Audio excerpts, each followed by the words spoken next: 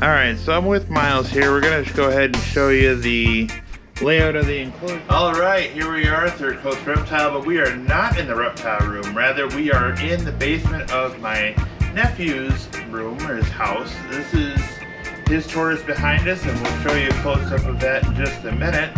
But today, I'm here to interview Miles.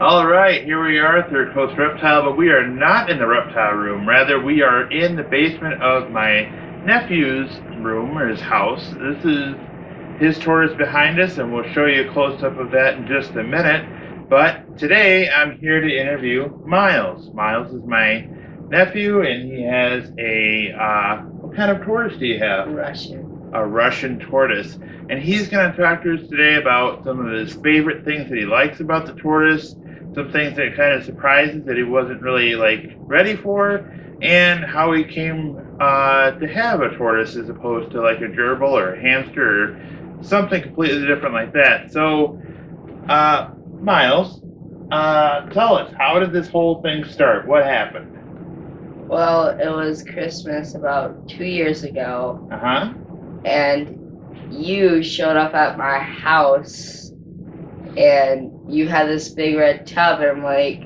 are you bringing us Christmas presents early? Because we usually don't see you till like a day after Christmas. Yeah.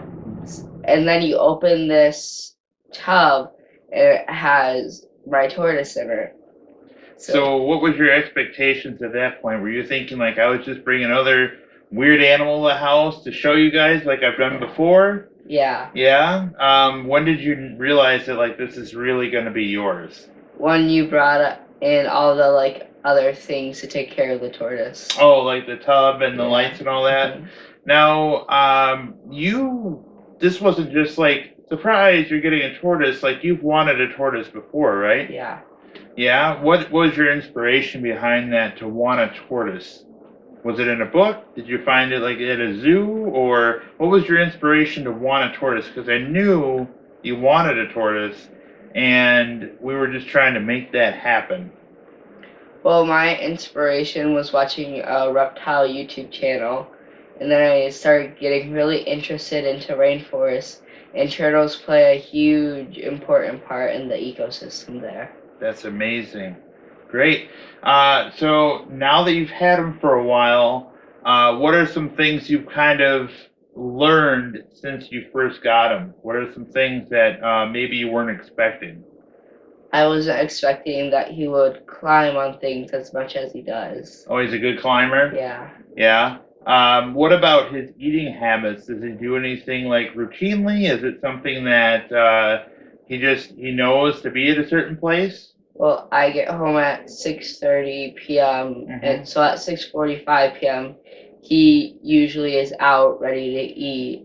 So he knows? Yeah, he knows. Wow.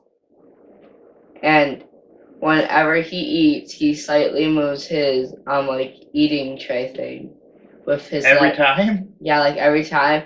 And for a week he would go behind it and move it. So eventually the eating thing was on the other side of the tank. Now, was he trying to tell you something like, "Hey, I need food. Here's my tray"? No, he just to get in it, he puts his like body okay. up, and then he uses his back legs to push him. Gotcha. So it's that back leg pushing thing. Awesome.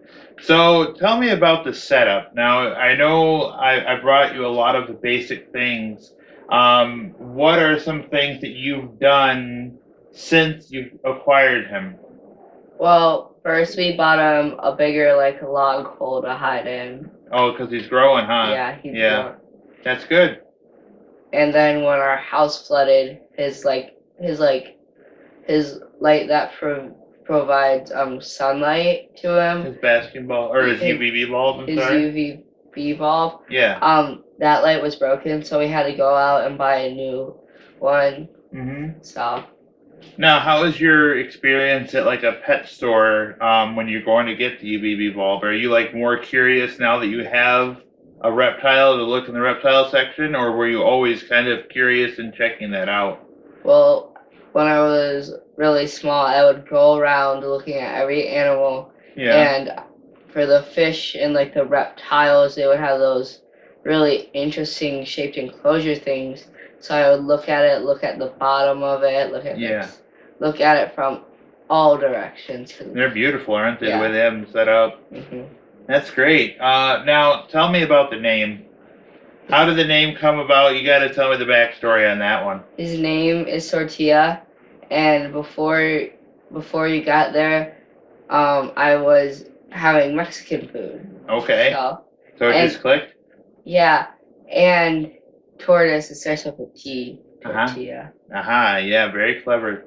Now, given that you have this tortoise now, is this the end of your reptile collection? Are you going to get more down the line, or are you going to just stick with the one and this is kind of like your thing? I'm probably just gonna stick with the one because right now he's a really big thing to handle. Mm-hmm. I don't even know what's gonna happen when I go to college. So.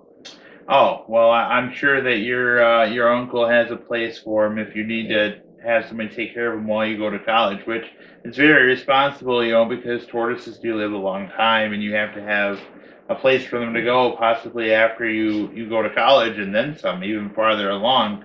But here now, I mean, this is great. I think having this experience and being able to bring an opportunity like this to you and kind of see something outside of the normal realm, right? Of like the gerbil hamster sort of atmosphere, seeing something a little bit more unique, like a tortoise is beneficial. And you think like when you're older and you have children of your own, this would be something you would want to incorporate in kind of like their education? Definitely. Awesome. That's great. So, hanging out here with Miles, we've kind of covered some of the basics. We're going to go ahead and talk about his enclosure, and I'm going to have Miles sort of navigate through the enclosure, and he can kind of tell you about what each thing is inside there and why he has things kind of configured the way he has it. All right, so I'm with Miles here. We're going to go ahead and show you the layout of the enclosure and what he has going on here. All right, Miles, go ahead and give us a tour of your enclosure. Well, here we have his, what I like to call, orange lamp. Mm-hmm. This area right here. So this is where he likes to, like, dig his little, like, potholes, and then he gets stuck in them, so then I have to pick him up and get him out of there.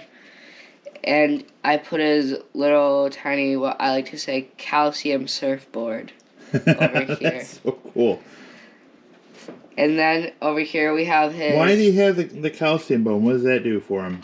It helps him with his teeth, and helps with him his grow. Beak trimming? Yeah, with his beak trimming, helps Perfect. him grow. And then here we have his little log house that he likes to climb up and get on top of. Oh, he climbs up on top of this? Yeah. Wow. And then over here we have his nail grinder. Oh yeah. It's what is this? What is this made of? Do you know? It's like a stone. Yeah, it's like a piece of slate, maybe. Yeah, probably. Yeah, it looks like slate.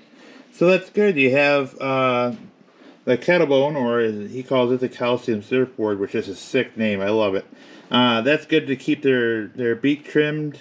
And over here, he has this slate stone here, this little round slate stone to keep his fingernails in check, because being on soft substrate like this, they can grow kind of long, and instead of having to do the trimming process in the wild, they climb over stone and hard dirt, and that kind of naturally files them down. He's trying to mimic that here, so all right. And then we have his water and his food tray, and where he gets his food all over. Oh, he's a messy eater, I can Yeah. see, yeah. Slide over here, we can kind of take a better look at that. Yep, he is a messy eater. Very cool. So that's his setup. Are you going to do any changes in here? Is this kind of like what works? Well, you gave me a suggestion of going to the beach and collecting, like, rocks to put in, like, here so he can file his nails better. Okay, yeah, that's a good idea. Another thing you may want to do, and it's a good idea, is to maybe give him some challenges. So maybe change around the enclosure. And because it's just him here alone, you may want to create what I call sight barriers. So like maybe get some sticks and put them in the way. So he has to kind of get curiosity and get sparked and go around them to like say, what's going on around there?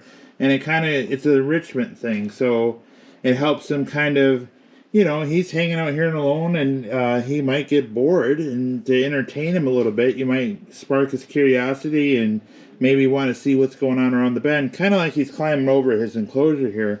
But your setup as it is wonderful. I think this is a really nice setup for him. He seems very happy. He's out and about right now.